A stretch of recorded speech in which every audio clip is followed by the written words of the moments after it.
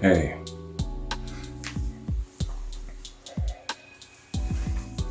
wow.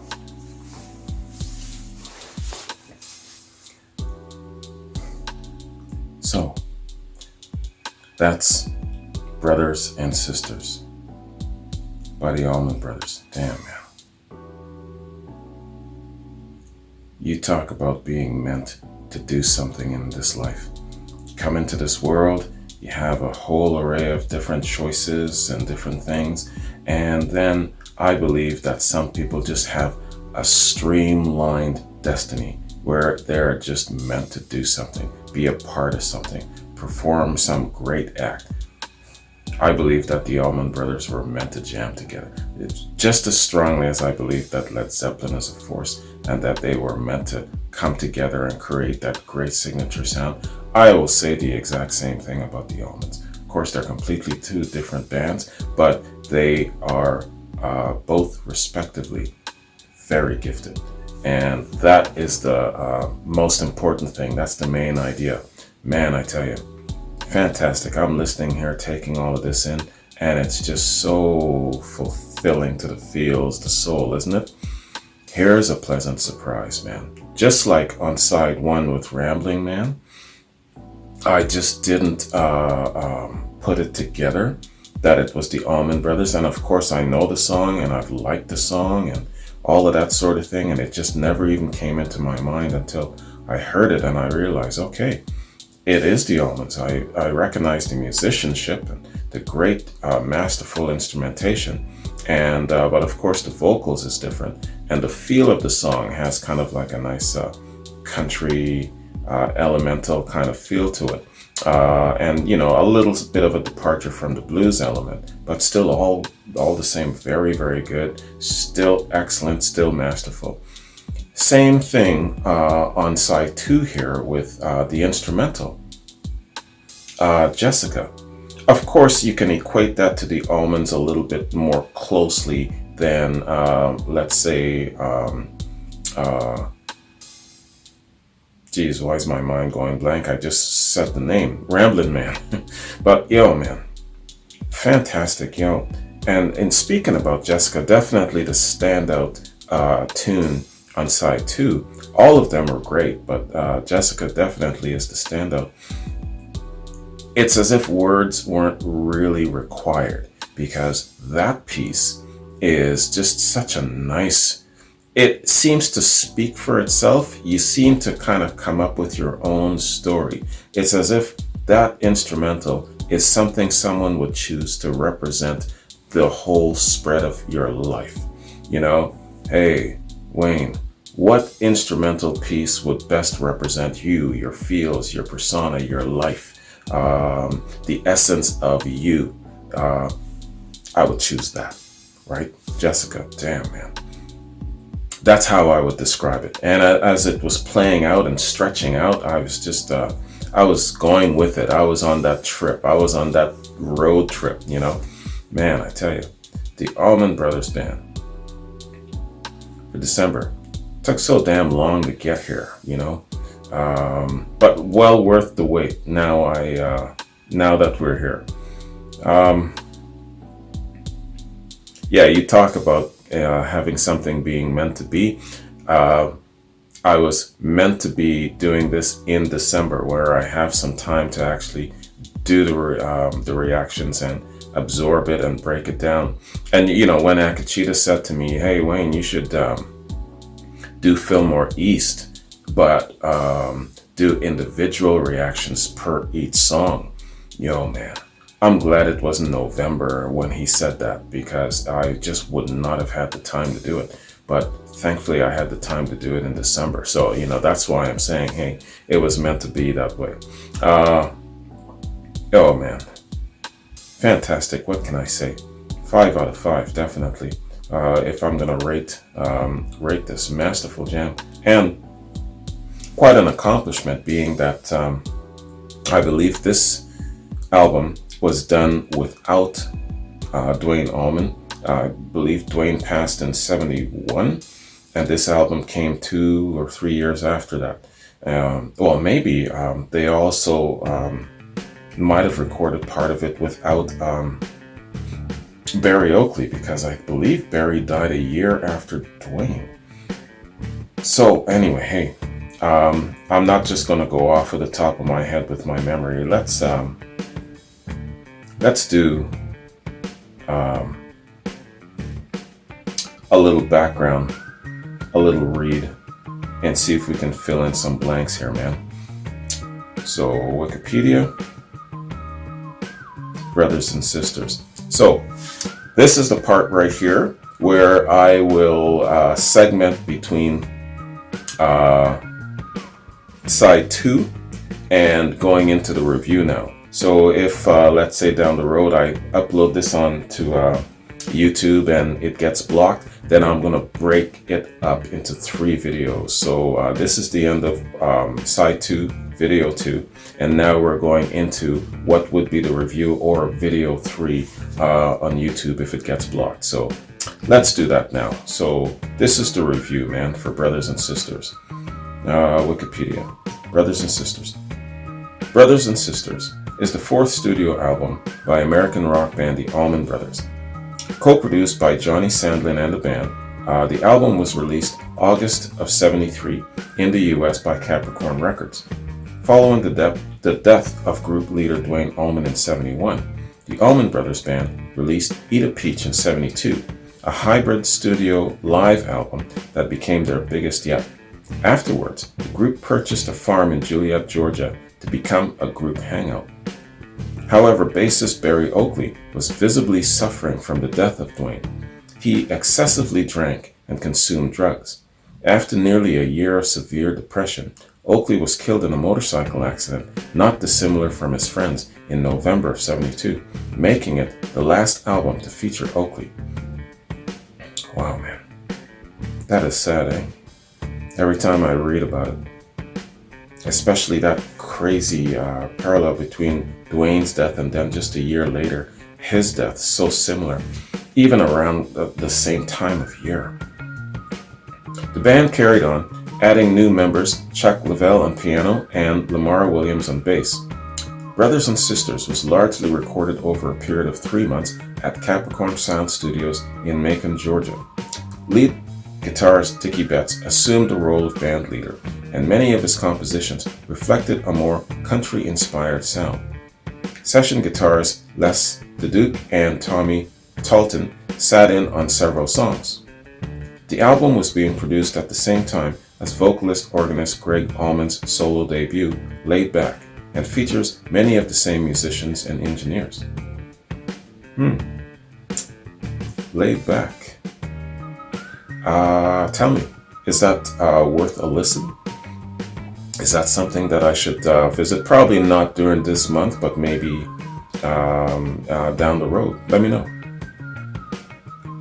The front album cover features a photograph of Valer Trucks, the son of drummer Butch Trucks, and his wife Linda.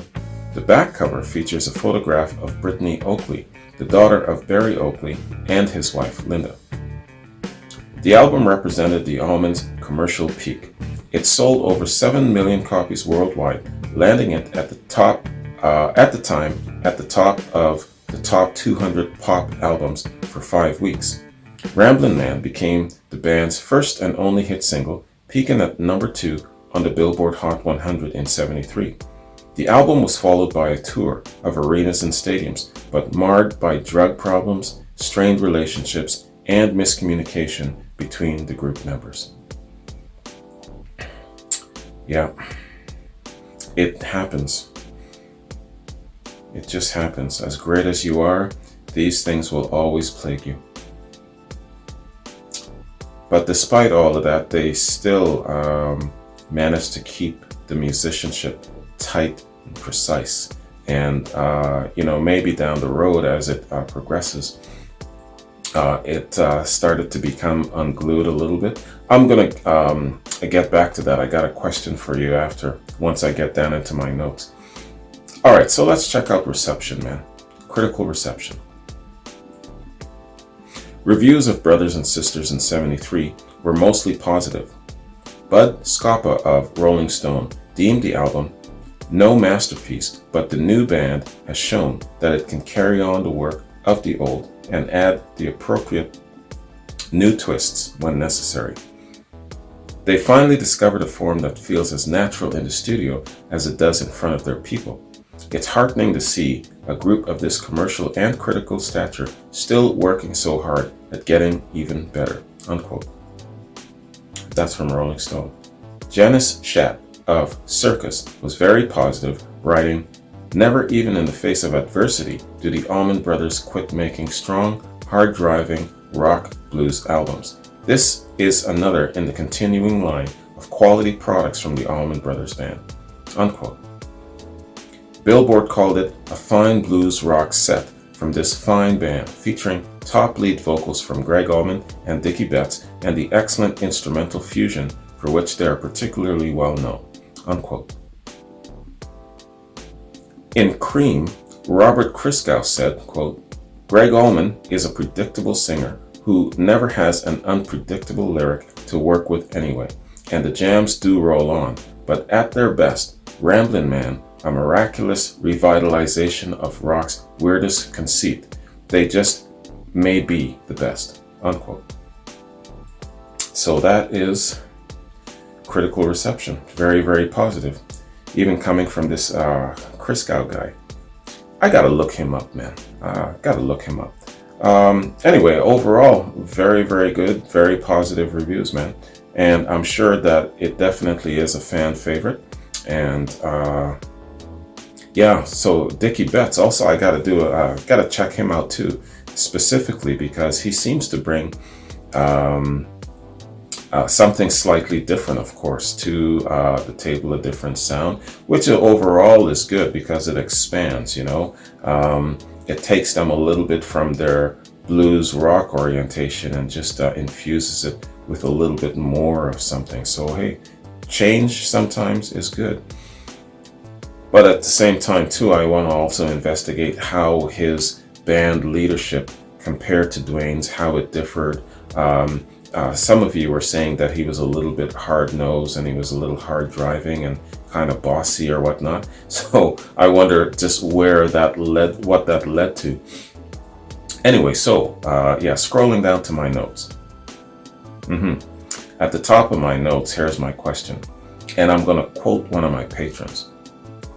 Peter Q says, "After Brothers and Sisters, the 3 albums they made for Arista are a complete waste. You should jump to 7 Turns in 1990 when the Warren Haynes era started. Jump to 1990 when the Warren Haynes era starts." Okay, so this is my question. Now this is according to Peter, and I believe Rob Boyd might have said something similar, but not exactly. And I can't quote Rob for sure because I'm just working off of my impression here. But here's my question. It's enough of an impression for me to ask. Going forward from here, beyond Brothers and Sisters, now keeping in mind that we've only got, so today's the 28th, we've only got a couple of days, and I was thinking of just going to the next album. Should I just go to the next album? Or should I jump around and follow Peter Q's advice? Let me know. I'm going to wait to hear from a number of you before proceeding. But of course, don't wait too long, right? We've only got a couple of days left. But let me know what I should do based on this, right? And I'll go from there. I'll probably circle back. If you say, okay, jump ahead, I'll probably circle back eventually anyway. Or does it just make sense just to do it in a chronology despite that, because I am willing to experience the good, the bad, and the ugly, right? I am looking at basically dissecting all of the Allman Brothers material eventually. So you tell me what you think that I should do just to make it an enjoyable experience for you as well. And that's my motivation. Not just a chronology for the sake of going in order, but to make it enjoyable, So that's my motivation. So answer that question for me. All right. So moving along, when I hear from you, I'm going to jump on that right away. So we've got more Allman Brothers coming. And Led Zeppelin is another week away. Oh my gosh, I can't remember the other song. And yeah, so a lot of the day ran away from me, so I'm not going to be able to get onto a complimentary quad like I wanted. But I'll jump on that first thing tomorrow. And so some more complimentary quads coming. And if I've got enough time, what time is it now? Oh, it's late. I think I'm actually going to do another reaction though. So probably it's a Pink Floyd reaction. Live Pink Floyd, so for the Patreon exclusive. So I'll try and squeeze that in before I hit the sack. Anyways, that's it, man. Great album. Fantastic album, man.